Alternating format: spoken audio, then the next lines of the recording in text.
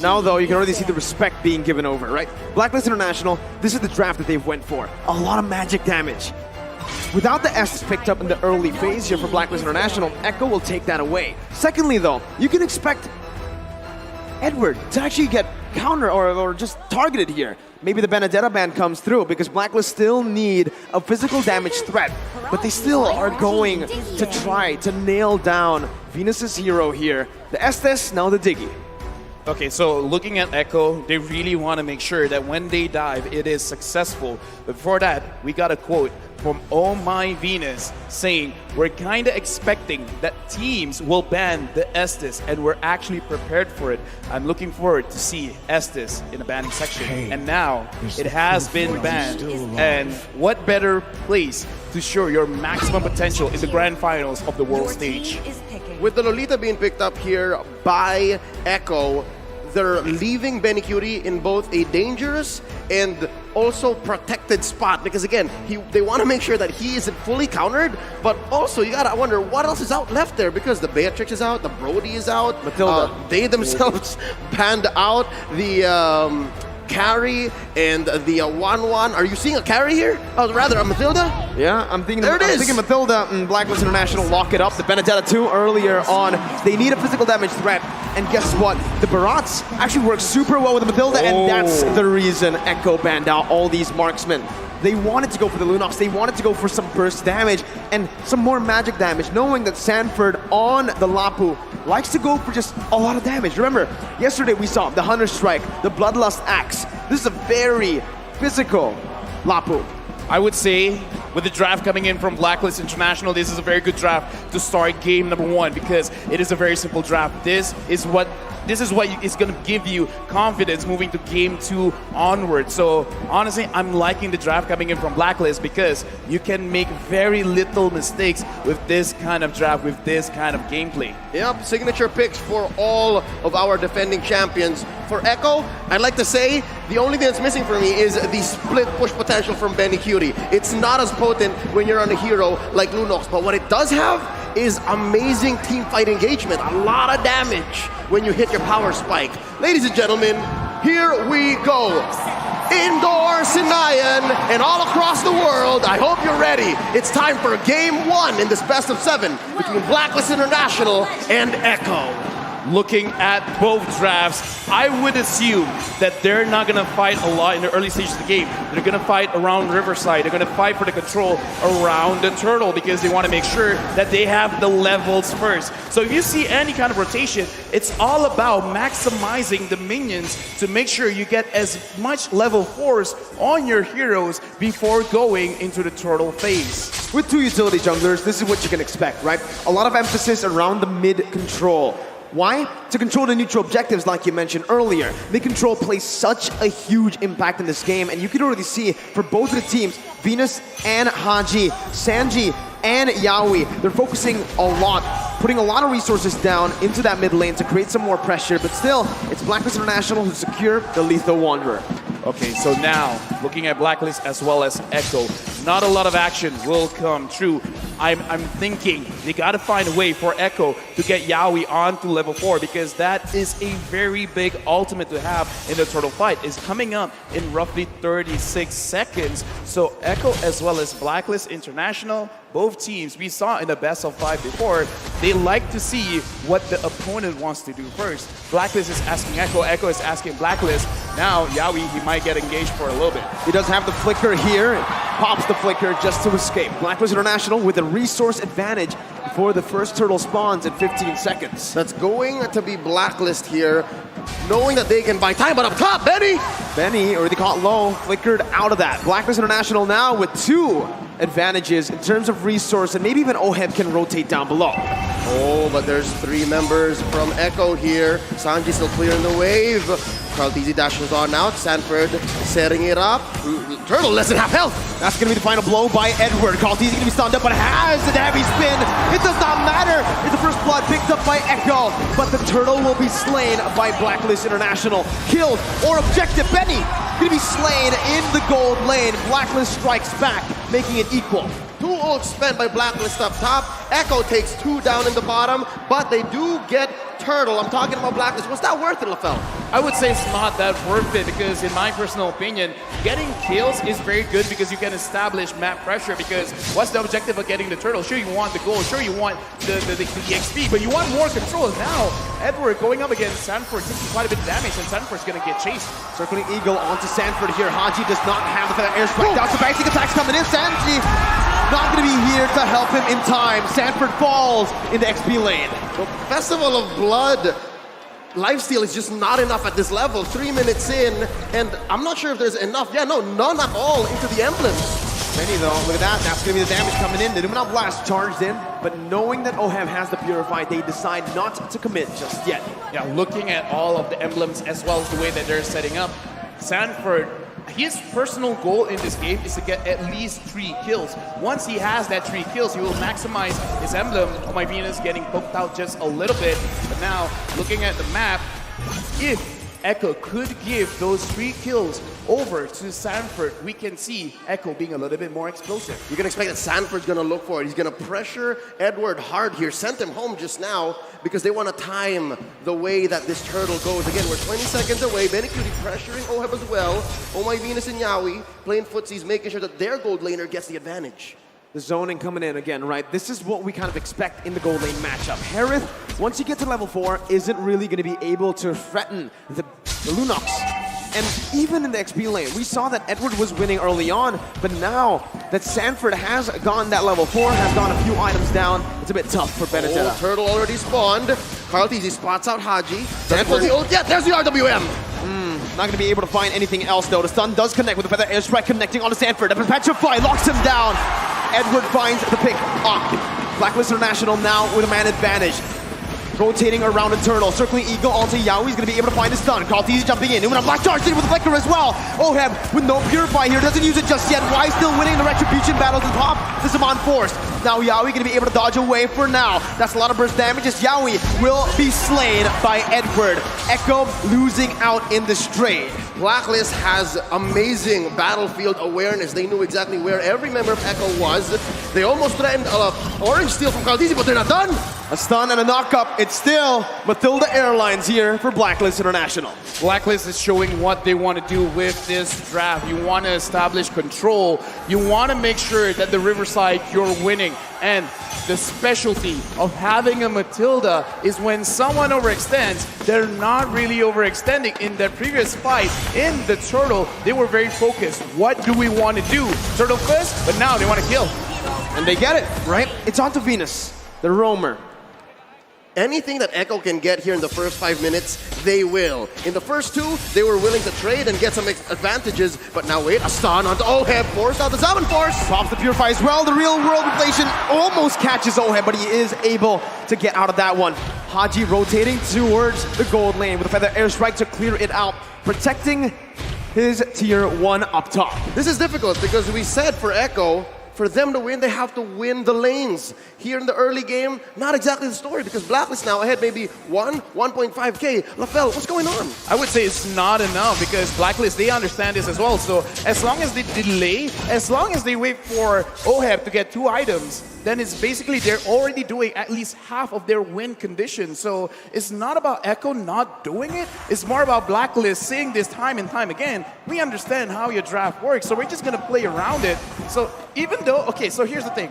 Echo, they needed to win by 2K, by 2,000 gold. That's LaFell's threshold. So if Blacklist having 1.5K lead ahead, they're really at the driver's seat. Well, right now, it does seem that way, but Echo are going to be able to force it out. OHEB going to be caught low, but Venus comes in to save OHEB again. Haji with the rotation, circling Eagle to lock Yawi down. Good selection right now. So the airstrike will come through. Yawi going to be able to get the stun down onto Venus before he gets taken low. Now, guess who's here? It's Sanji with real world inflation. Jumping in, but that you go. It's going to be the guiding win. Haji going to be slain though by Benny, who uses the chaos to take him down. Sanji still poking Venus down. Echo are looking to get the siege down onto the tier 1. Meanwhile, on the turtle side, Carl TZ is going to be taken low with Sanford. It's a 2v2. That's going to be the bravest fighter popped into the back line right now. It's Carl TZ is going to be able to find it, and Wise is going to fall. Edward finding the stun onto 2 with the eye for an eye to dodge away from the CC. But still, Echo, they win out on that trade. Not just that trade, but on 2 fronts. They pushed up top, got a kill down bottom, and took the last turtle of the game. We got a lot here because, again, 500 goals, that's great, but Sanford having 1 kill. He has 1 stack on his emblem, and now looking at this, he's in too deep. He's looking for a steal here. He does get the orange buff, not punished enough by Blacklist International. Oheb and Haji falling in the gold lane once again. We spoke about this. Winning lanes is how Echo can get it done, and Benny, 3 kills on him right now. Finest example of Caster Curse. You start talking about it, you start questioning it, and it comes up almost immediately. Yawi with the Numenal Blast. Definite welcome to cancel it out. That's the anti-CC coming in. As Sanji does the damage onto the tier 1. Bravest fighter by Sanford just to get out. Get that anti-CC down, unstoppable. Meanwhile, Blacklist International trying to make their way up to the gold lane. Gonna be poked down by Benny as Carl TZ sieging down that tier 2 in the gold lane. Carl TZ gonna be careful here. Takes the turret down. Gets out with relative ease. What a swing for the House of Highlights. Unbelievable. I can't believe that maybe 4 or 5 minutes ago we were talking about how Blacklist was ahead, possibly way past the lapel threshold, but now it's Echo who's pushing it, 2.5k ahead. Well, they have gone way and above the threshold, and the way that they did it is because they understand, okay, we're just going to stay in lane. There's no use trying to out-rotate Blacklist at this point, so we're just going to say because Oheb is going to be the one that's going to deal a lot of the DPS damage later on, so shut him down first. Right now, there might be a skirmish in mid. But the airstrike was used up just to clear up the waves. Echo, with his composition so far, can constantly be threatening these sieges. And also, they can also be looking for a lot of plays on the map. A lot of kill pressure here in their lanes. Yep, and that's why they're ranked first in average kills so far. 16 plus, because the way that they attack the game, the way that they approach it with their strategy is they want to convert from kills. They don't want to take objectives only. They want to win first and then go from there, which is, I think, what they're doing here. They're baiting the Lord. This is a Lord dance if I've ever seen one. Oh, Sanji's taking low. Edward jumps in, but Sanji flickers out on the final blow. The Petrify still available by Edward right now as he uses eye for an eye, but Sanford notices that. Jumps in with the bravest fighter. A lot of resources spent already as Wise looks for a better position. Haji going to be able to actually dash in with the wings by wings as that's when the Moonton Blast connecting onto Edward. Edward going to be taken low, taken down by Sanford. And that's going to be a 50-50 play around the Lord. Wise here versus Carl TZ, and Carl takes it down. There's a bond force by Oheb. Not enough to deal the damage right now as Yaoi's going to be able to get the stun down onto Haji, who's going to be able to dash out of that one with the wings by wings. Feather airstrike to snipe Sanji down. Benny! With the dash, takes the kill onto Haji. Was that Benny Cutie DD? No, didn't even need the flicker.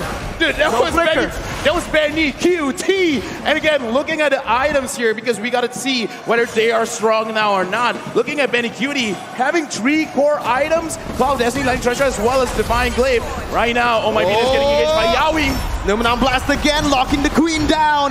Venus gonna be chased down under the tier 2. Wise here providing the support. Carl TZ looking for an angle, but will back off for now. Tier 1 falling in the mid lane. Echo pushing the pace and the tempo. Thou shalt not take my queen, says Wise. Echo pressuring mid lane tier 2, even tier 2 down bottom. That's Sanford going solo, Lord up top. Echo is 5k ahead here, 11 minutes in. It's still not over because Blacklist International, they can still come back because they have a very beefy front line, as well as a lot of damage coming in from Haji and Oheb. Oheb just finished the Holy Crystal. Looking at the damage from Haji. Haji can't connect it just yet. Carl TZ is spotting people out. The Lord is here. Will Echo engage? They will. Numenal Blast charged up already. Just to zone the other members away. Oheb jumps in with his on force. Wise in the front lines, providing the support. Real world manipulation, baited in. Sanji not dealing enough damage for now. Blacklist just backing off. Echo doing the same thing. Noticing they have the lead. It's disciplined plays from Echo. Relatively safe defense and siege from Echo. They did their best to get the most out of that Elemental Lord, but we have a Luminous one possibly coming up in a minute and a half, forcing out a feathered airstrike. Echo is relentless. They're not leaving. Yeah, but look at the way Blacklist, they're defending themselves because they're not necessarily sacrificing their own HP just to defend their base. Like, they're defending everything without taking too much. So now Blacklist, they're preparing themselves. In case Echo wants to engage, they can fight back. The problem is, Echo, they're not engaging. They know that they have a lead and they're not going to lose the lead. Looking at the items as well, oh, but before that, looks like everyone is just clearing everything out. Looking at Haji, he already has 2 main items. He's waiting for his own Holy Crystal. Once he has the Holy Crystal, the kill pressure is going to be a lot onto Echo. So right now, Blacklist, it looks like that's what they're waiting on. They're waiting for their carries to actually complete the items first. It looks like Echo has cornered Blacklist into their base, and this is the trademark Blacklist defense. A lot of teams worldwide have been on the receiving end of this defensive rubber band, and it's not impossible that Blacklist still comes back, but with Echo at 6K playing this defensively, playing this disciplined, waiting for this Lord coming up in 5 seconds, it looks like Echo also knows how to combat that. It's gonna be really tough now with a 7,000 gold lead technically built up by Echo, but with Blacklist minimalizing their losses, it seems like despite that 7,000 gold deficit, they're still able to contest, they're still able to open up the map without grouping up as 5. Yeah, looking at the map as well, Blacklist, they're not really moving away from each other. They should understand that this Lord is going over to Echo for free. Having that Lunox makes it very difficult for you to contest. And that's the power spike we're looking at. Echo, this is the inevitable. They have set themselves up for success here. And for Blacklist, the answer is to send Agent Zero, send Edward into the long lane and try to push that, because not a single tier 1 has fallen for Echo. They didn't even have to use the Retribution, by the way. So Karl'tez was able to steal the purple buff away.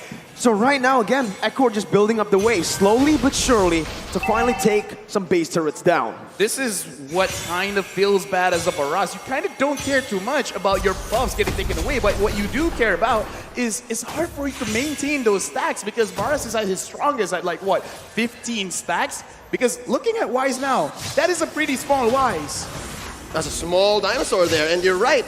While Echo's taking away even the small camp, the small creeps in Blacklist jungle, and then freezing the waves, waiting for it to sync with this Lord, then this is the best that Blacklist can do. Oh, there's a couple of ults spent in. Oh, very low. And we're gonna be caught on the Luminon Blast as Benny jumps in with the damage!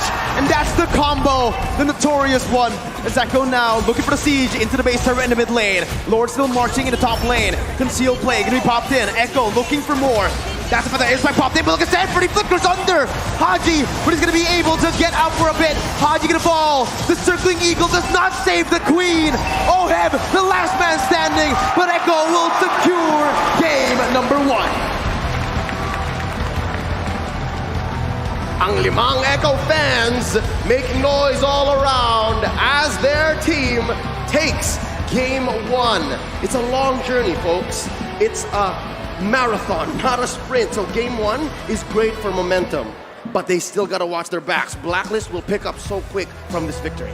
Looking at this game, the reason why Echo could beat out Blacklist International is not that Blacklist necessarily made a mistake, is that Echo did not make a mistake. Because with their draft, having the Matilda, they're trying to bait out Echo to over-engage, overextend, use all of their skills early to get any kind of objectives and then fight back. But Echo, they did not do that. They won the lane. They made sure that Oheb was heavily pressured, and then after that, it's like, okay, just don't overcommit. Just take things slow, and then end the game, get profit. Orcas are killer whales, right? Correct. And that's exactly why they know how to use the kill pressure so well. In the gold lane, they knew Lunox versus Heron is a winning lane for the Lunox. Benny QT on a winning matchup. That's already a recipe for disaster if you're a Blacklist fan. Now, they utilize that so much